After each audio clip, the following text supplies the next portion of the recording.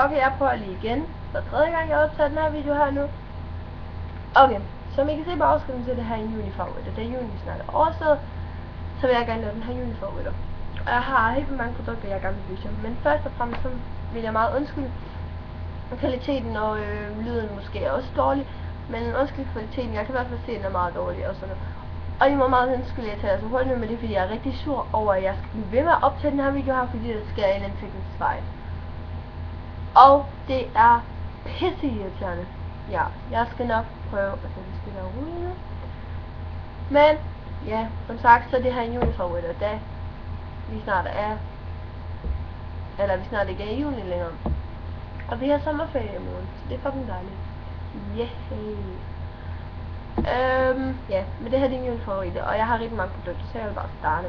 Hvis vi starter med kropsprodukter, så den første produkt, jeg har, det er den her L'Oréal Paris New Studio Line hårspray med extra strength i nummer 4. Den er sat sådan her ud, så den har sådan en frugtduft. Og den er mega god og holder på håret hele dagen lang. For eksempel fordi jeg har brugt den her hele den her måned her, da jeg sådan næsten har haft krøller hver eneste dag. Og så har jeg altid brugt den her, fordi det er simpelthen den bedste hårspray jeg har. Så har jeg brugt den her hver eneste gang, og den har holdt på krøllerne hele dagen og sådan noget, så det er mega dejligt. Og det er den her fra L'Oréal Paris af, og den er købt i Matas til 80 eller sådan noget kroner. Og den er mega god, men også dyr af en hårspray at være. Så hvis vi går, eller så har jeg en parfume her fra Eau de Parfume. Og jeg kan ikke finde ud til navnet, jeg tror det udtales Sultane eller sådan noget, men det staves S-U-L-T-A-N-E. Og så sådan her, og I kan se hvordan det staves lige her, hvis I kan se det.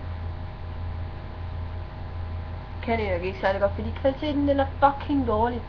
Men ja, det er sådan en parfume her, og det er min yndlingsparfume, og den har jeg brugt hele året rundt. Jeg har brugt den lige siden jeg fik den i julegave.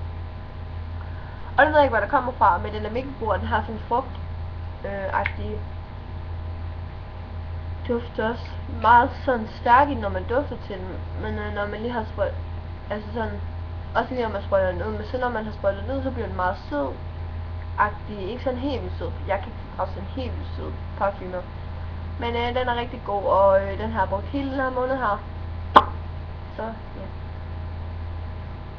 Så har jeg en Moisturizing Cream Gel mod udren hud, og det er i toeren, man kan få den i 1, 2 og 3, og det er 20 kvar.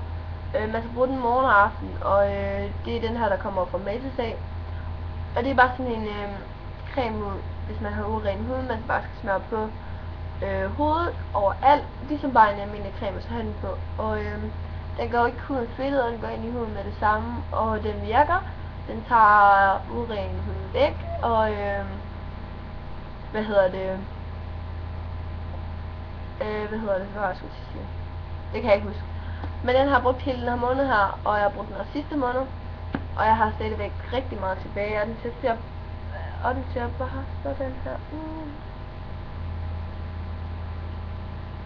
Og bare rigtig god. Og kommer fra Matas af og koster omkring 60 kroner. Da den duer så meget, den er rigtig god. Så til sidste sådan produkter, der har jeg den her BE Body Express Body Scrub.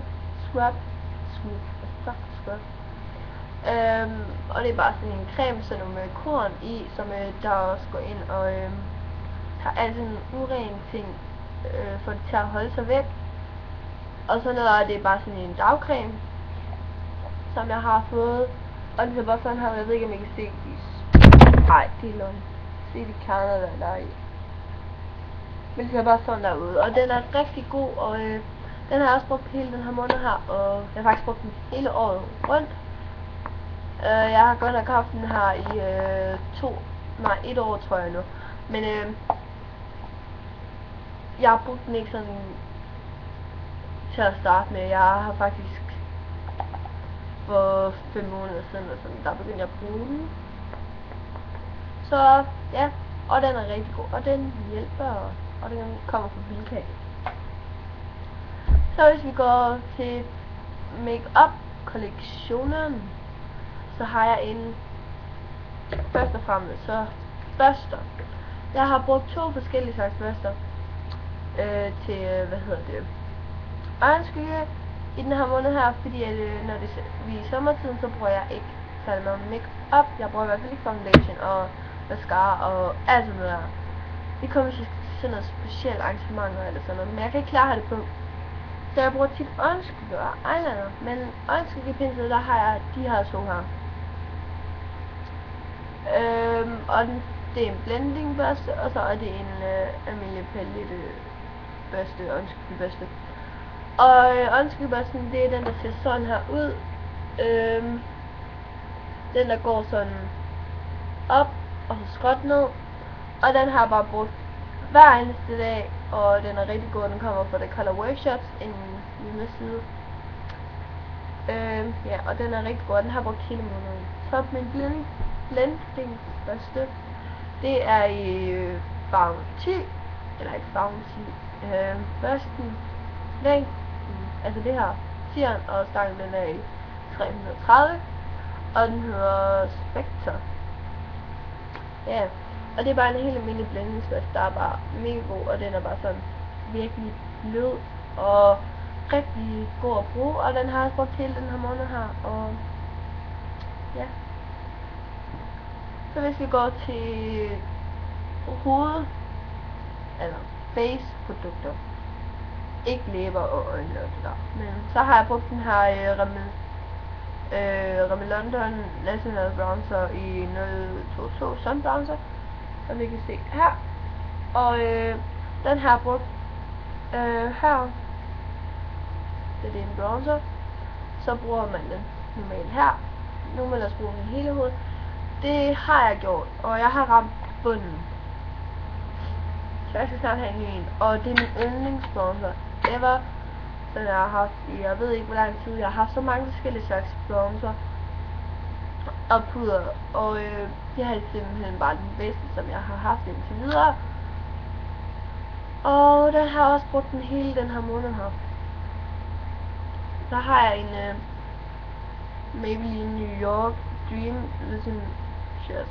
highlighter concealer, som jeg sagde før, at jeg ikke brugte alt det der foundation og alt det der foundation-agtige matte ting, der er creme-agtige ting. Jeg brugte dem sammen, og det gør jeg heller ikke, men det er fordi jeg ikke havde mere af sådan noget creme, jeg smør under øjnene til jeg render under øjnene, så må jeg nødt til at bruge den her. Den har jeg brugt i 2 dage, tror jeg, kun. Og det er den her concealer her, der ser sådan her ud. Hvor man skal skrue her nu, og så ser den sådan her ud indeni. Og den har jeg bare brugt sådan meget lidt af under øjnene, til at dække min rande under øjnene, men jeg har ikke så meget rande under øjnene længere, fordi jeg har brugt den der creme, der gør sådan, at man ikke får så tydelige rande under øjnene længere. Så ja, og den har jeg også brugt 2 gange i den her måned her, så det ved jeg ikke helt, om der har hørt med til det, men jeg tog den med, fordi jeg har brugt den. Så har jeg, hvis vi går til øjenprodukter, så har jeg brugt en eyeliner, fordi jeg kan mere flydende eyeliner. Så har jeg brugt en sort almindelig eyeliner her, hvor der er en blyantspidser på, som I kan se. Ja. Og den ser bare sådan her ud, og rigtig fin, og den er meget pigmenteret. Og meget pigmenteret, hvis I kan se det. Så er den meget pigmenteret, og den er rigtig god. Den har jeg bare brugt sådan til over mine øjne her, og lavet sådan en streg for, fordi jeg ikke går med mascara og sådan noget. Og den kommer også ved Makeup A. Så har jeg også brugt en anden slags øjenskygge til concealer, til eyeliner, og det er en fra The Color Workshop, en eyeshadow, og det er bare i sort. Og det er fordi det er en øjenskygge, og jeg kan ikke lide at gå med sort øjenskygge. Jeg kan ikke gå med brun øjenskygge, for eksempel den sorte bruger jeg til eyeliner, og den brune bruger jeg til min øjenbryn. Så den her sorte her har jeg brugt som eyeliner i den her måned her, og den ser bare sådan her ud, og meget sådan, også meget pigmenteret. Og den er bare rigtig god, og den har jeg så brugt til ligge sådan her, som streg. Og den er rigtig god. Så har jeg brugt den her øjenskygge her fra Maybelline New York Paris i 43 Pink Open Rose, som ser sådan her ud, og den har bare brugt som en helt almindelig øjenskygge. Og den har sådan virkelig ikke sådan helt vildt overdrevet pink, men heller ikke sådan overhovedet ikke pinkagtig. I kan nok ikke se det. Jeg hader lys. Sådan cirka sådan en farve her. Cirka. Jeg har været brugt som en helt human øjenskygge, da jeg skifter øjenskygge hver måned. Og den her måned, der var det den her.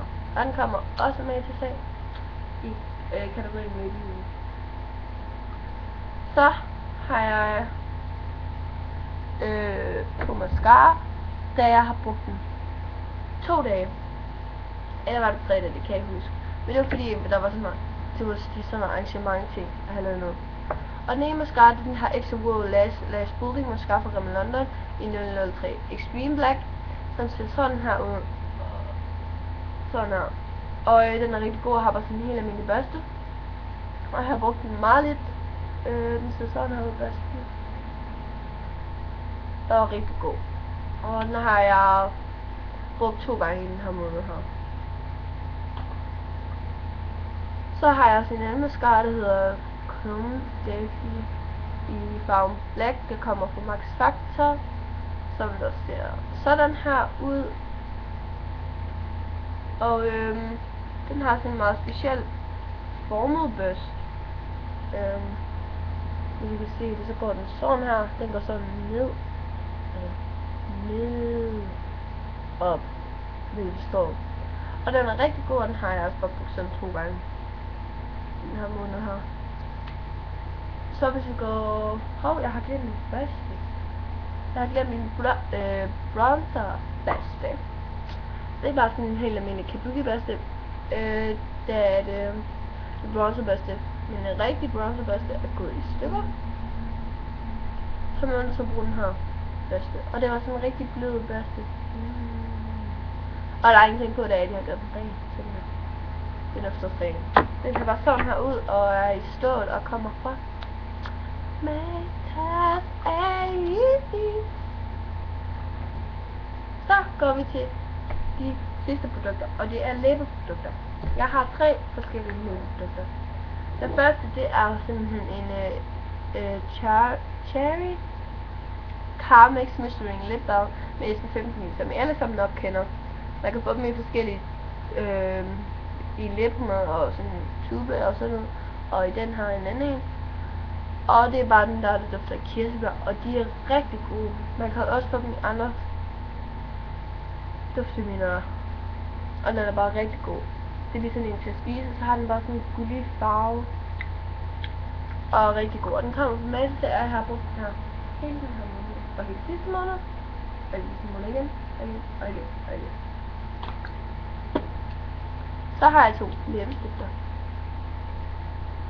Starter med den her læbestift, så ved jeg ikke lige hvor man har, men den har sådan en meget fin mat lyserød farve. Jeg kan lige prøve at swatche den.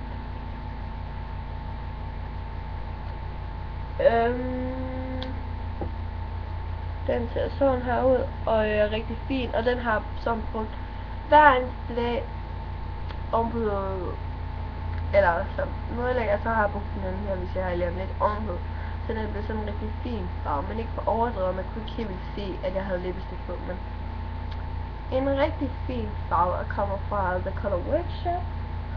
Så den sidste produkt, jeg har, det er også en læbeprodukt, og den er i farven pink. Og den er meget mere pink i virkeligheden end den her, men den giver overhovedet ikke farve. Overhovedet ikke. Kom hvis man lægger mange lag på.